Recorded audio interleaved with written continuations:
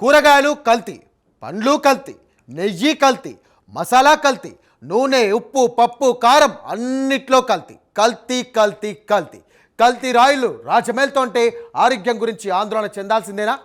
నిన్న అల్లం, నేడు పనీర్, రేపు మరో ఐటెం కల్తీ అవదని చెప్పగలమా? చికెన్ సెంటర్లో కల్తీ, కల్తీ చేసే మటన్ మాఫియాలు, ప్రతి వస్తువు కల్తీమయమే. ఇప్పుడు పనీర్ తినాలంటే కూడా భయపడాల్సిన రోజులే.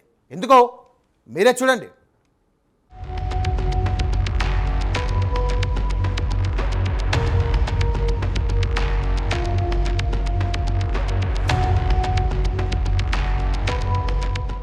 రాను రాను కల్తీ మాఫియా ఆగడాలకు అడ్డు అదుపు లేకుండా పోతుంది. పాలు మొదలుకుని అల్లం వరకు అన్నీ కల్తీ అవుతున్నాయి.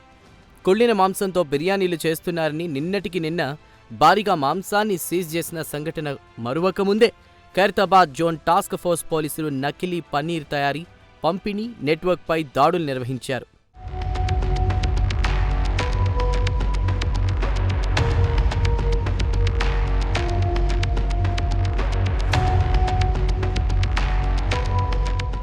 ఈ దాడుల్లో సుమారు 3000 కిలోల కల్తీ పన్నీర్ను స్వాధీనం చేసుకున్నారు అధికారులు. Shri Balaji dairy products, Vijay milk and curd షాప్తో సహా మొత్తం 6 దుకాణాల్లో ఈ దాడులు జరిగాయి.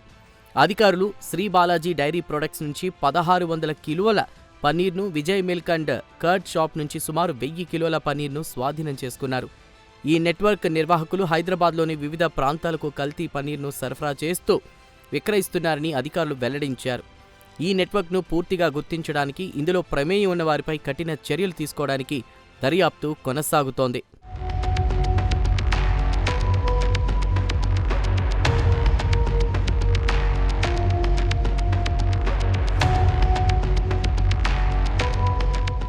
పెద్ద పెద్ద దుకాణాల్లో పన్నీర్ను కొనుగోలు చేసి ఇంట్లో ప్రిపేర్ చేసి తినేవారు ఉంటారు. హోటల్స్లో కొనుగోలు చేసి పన్నీర్ను ఎంజాయ్ చేసేవారు ఉంటారు. ఇలాంటి వారి ప్రాణాలతో చెలగాటమాడుతున్నారు ఈ కేటుగాళ్లు.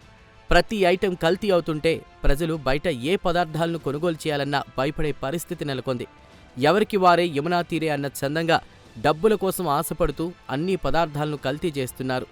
అధికారులు ఉత్పత్తిదారుల మీద ఇలా మెరుపుదాడులు చేస్తే కాస్తైనా కల్తీ నుంచి ఉపశమనం వచ్చే అవకాశం ఉంటుంది.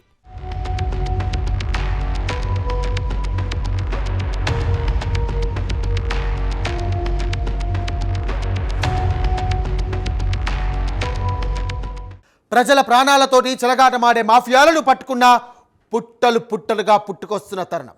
ఓవైపు కల్తీ మాఫియా, మరోవైపు కుళ్ళిపోయిన మాంసాలు. బయట ఆహారం తీసుకోవాలంటే భయపడే జనాలు. ఇన్ని దారుణాల మధ్య మనిషి లైఫ్ స్పాన్ తగ్గడం, అనారోగ్యాలకు గురవ్వడం శరమాములే. బయట ఆహారం తినే ముందు ఒక్కసారి ఆలోచించండి. వస్తువులు కొనే ముందు 1-2 సార్లు చెక్ చేసుకోండి.